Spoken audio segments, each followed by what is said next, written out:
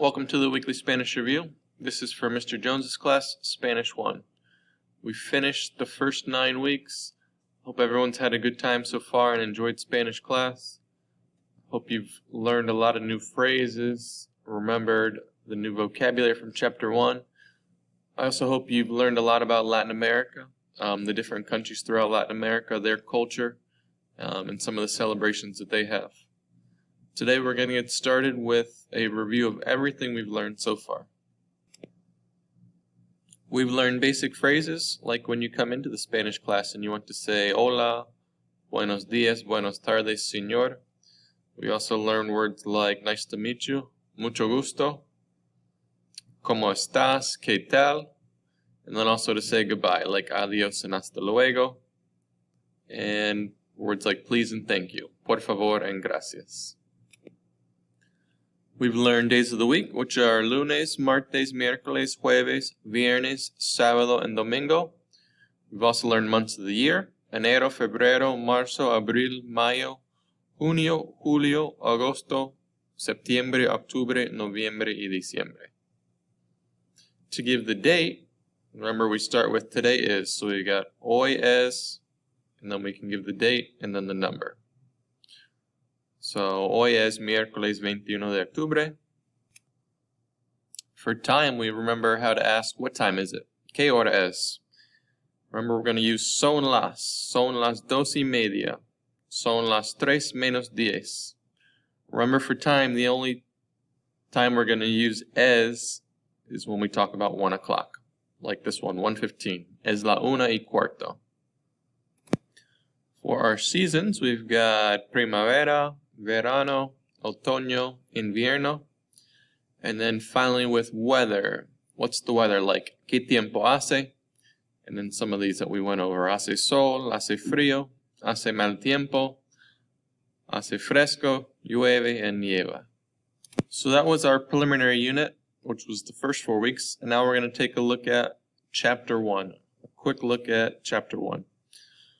Some of the vocabulary that you need to know are adjectives like alto, serio, ambicioso, inteligente, simpático, interesante, fácil, and aburrido.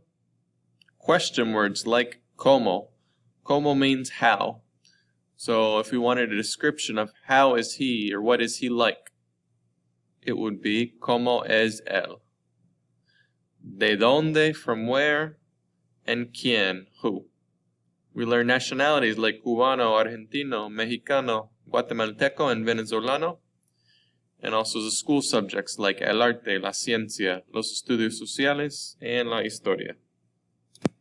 For grammar, we learn the difference between plural and singular, like el muchacho, the boy, or los muchachos, the boys.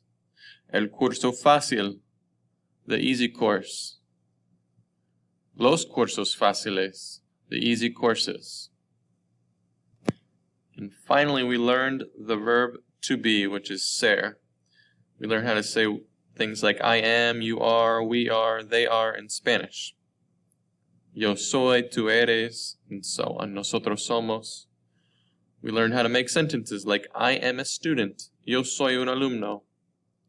This next one, you are tall. Tú eres alto.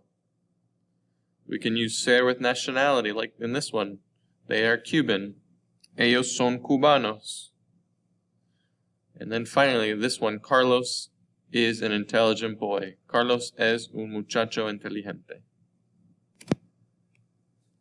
The last thing I want to go over today is what we learned about Latin America this quarter.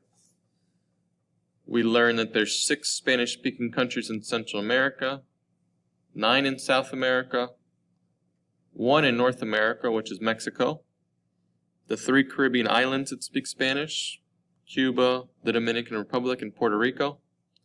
And then in Europe is Spain.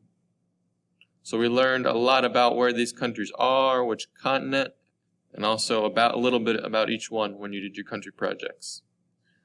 I also want you to remember that in the United States there are more than 50 million Spanish speakers. If you think about it, the total population of the United States, that's almost 1 in every 7 people speak Spanish. So that's why it's so important this year to learn and to continue learning. In addition to learning all the Spanish-speaking countries, we also saw their capitals. And all that information is going to be on Google Classroom, if you don't remember. Just like all the information that we do during class is always going to be in Google Classroom. A couple reminders for next quarter. Remember to study your vocabulary 5 minutes a night. It doesn't have to be very long.